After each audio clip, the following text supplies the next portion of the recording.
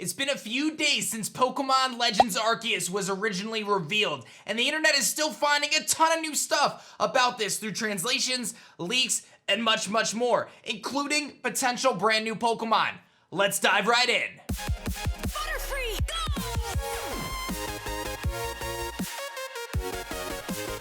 Yo, whoa, what is going on YouTube? It's your boy Dan, aka aDrive, bringing you guys a brand new video today, and today we're gonna dive into the brand new Pokemon reveal, Pokemon Legends Arceus, and all the information that's been circling the internet over the last few days since the original reveal through the Pokemon Presents, as well as a leak that actually surfaced that we talked a little bit about yesterday. We're gonna go a little bit more in depth today and show off a potential brand new Pokemon that seemingly a lot of people missed because they thought it was something else, but it very well may be a new Pokemon. So we've got a lot to look forward to. If you guys enjoy these types of videos, hit that like button down below, and make sure you guys subscribe to the channel if you're new. I post great Pokemon content every single day, from our TCG openings to our Pokemon news, and even our Let's Play Pokemon Xenoverse Nuzlocke, which has been amazing. You should definitely check that out if you haven't yet. But without further ado, let's dive into the video and let's talk Pokemon Legends Arceus.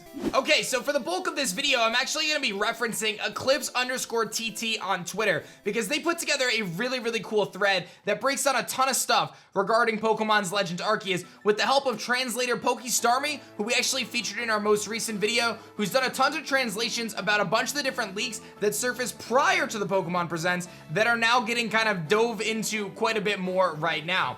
The first thing we're going to look at is the fact that the trailer shows us that this is an action and RPG open world adventure, the first of its kind for the Pokemon franchise, and Eclipse is actually speculating that this is going to take place approximately 150 years ago, which is before the idea of trainers and gyms even existed. This is a really different time period for the Pokemon franchise, and we know that we're not going to have gyms and stuff to compete for. We're going to be working on completing the Pokedex or creating the first ever sketch Pokedex in this old school Sinnoh region. This presents a ton of questions about whether Pokemon of old still exist today, like Magnemite or Porygon, and whether we're gonna see Pokemon that we know and love today have different forms and existence in the past, looking back potentially 150 years ago. There's a lot of questions still to be answered about that. I think it's also important to note here that we see this with the starters being Rowlet, Cyndaquil, and Oshawott, Pokemon that are usually not native to the Sinnoh region. What Pokemon are gonna see in the first place? Are there going to be Sinnoh Pokemon? Are there going to be Alolan Pokemon? Are there going to be Univin Pokemon?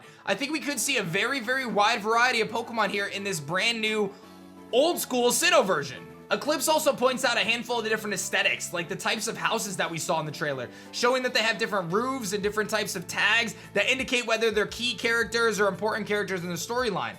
And furthermore, we even dive into the notice of the torches and different lighting structures. A lot of the houses are perfectly lit, and we know that if there were torches, that wasn't going to be the case. So this poses the question of, are people and Pokemon working together in this old school Sinnoh region, much like they do in the modern day era of Pokemon? For example, if a trainer or a person had to build a house, are they using Pokemon like Machamp to help them do that? Does that exist in this old school Sinnoh region?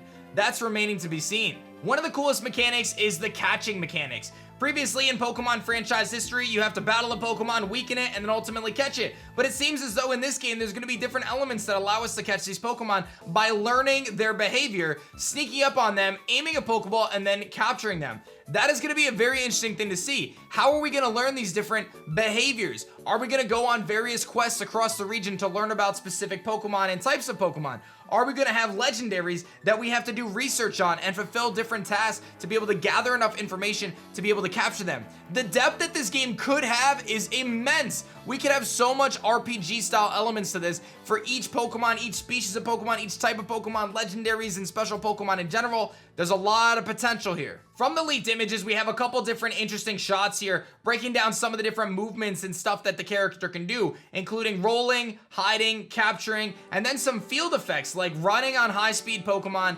climbing mountains, and then ultimately gliding and flying. Now, we talked about in yesterday's video that I believe that this high-speed mount Pokemon could potentially be a brand new Pokemon because its antlers do not match Stantler or Sawsbuck.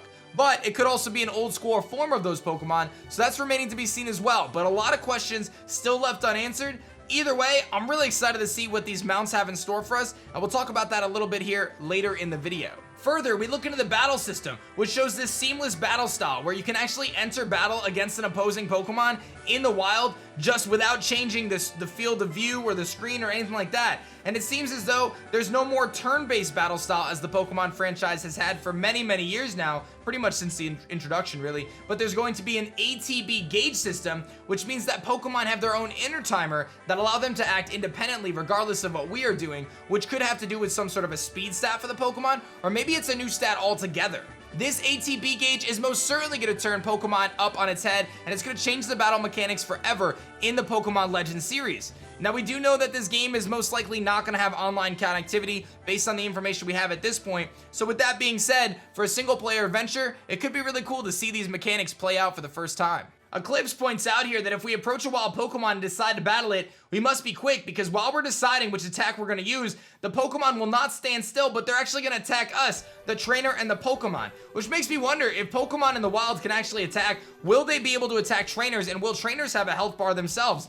That would be pretty nuts. Eclipse goes on to point out something that I missed previously, was the fact that this Lucario battled against the Shinx, and Lucario's level 11 and has 102 HP. We know that they left out abilities from the information regarding this game, so there's a lot of mechanics that may be changed. Seeing this high HP stat on such a low level Pokemon could mean that the whole stat distribution system is thrown on its head. Further, this is another screenshot that I think is really clutch that shows that the Rhydon that was out in the wild was actually the original trainers, and you can see that through the HUD.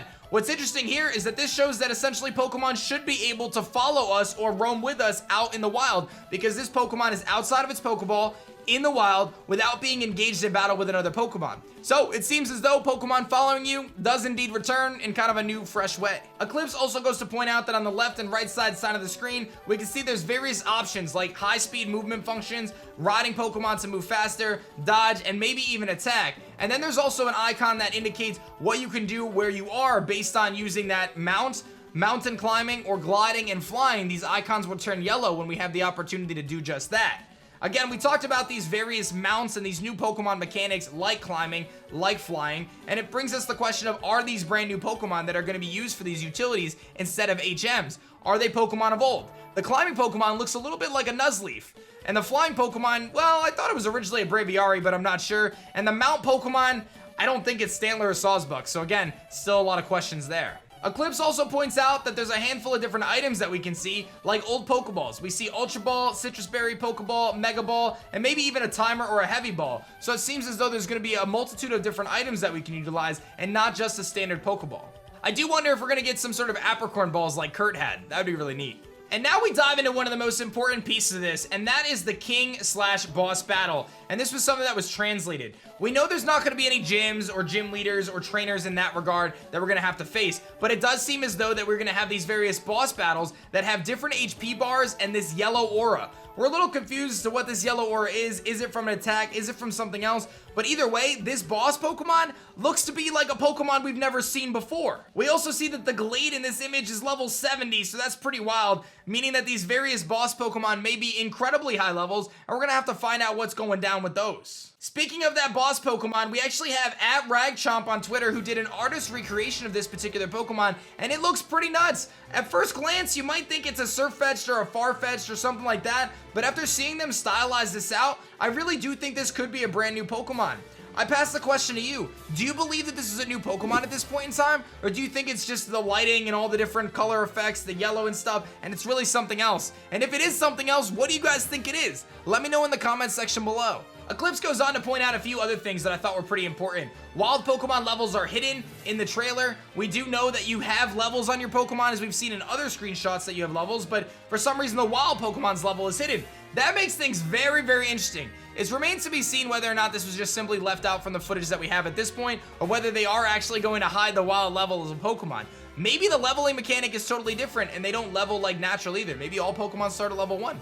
Who knows? I think one of the last pieces of this puzzle is when we look at that Pokemon Legends Arceus book, we see that there's 3 books stacked on each other. And I asked the question of what does that mean for the future of the Pokemon franchise? When we look at the timeline of what we're expecting, we know we're going to have Pokemon Brilliant Diamond and Shining Pearl releasing at some point later this year, most likely September, October, or November.